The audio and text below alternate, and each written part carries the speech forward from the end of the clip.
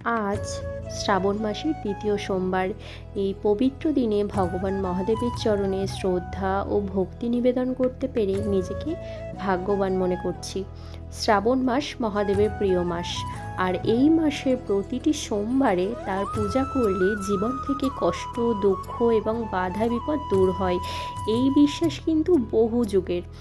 আজ আমি পঞ্চামৃত, সাথে বেলপাতা, 7 রকমের ফল, 5 রকমের মিষ্টি ও সন্দেশ আর ধূপ সহকারে মহাদেবের পূজা করেছি।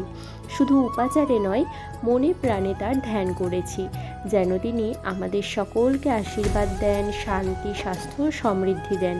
এই বিশেষ দিনে আমার প্রার্থনা একটাই: সবার জীবন হোক সুখময়, সংসার হোক মঙ্গলময়, আর হৃদয়ে থাকুক চিরকাল ওম নমঃ শিবায়। শিব ঠাকুর যেন আমাদের সকলের মনোবাঞ্ছা পূরণ করেন এবং এই শ্রাবণ মাস আমাদের জীবনে নিয়ে আসুক এক নতুন আলোর দিশা। ভিডিওটি ভালো লাগলে অবশ্যই কিন্তু কমেন্টে লিখবেন হর হর মহাদেব।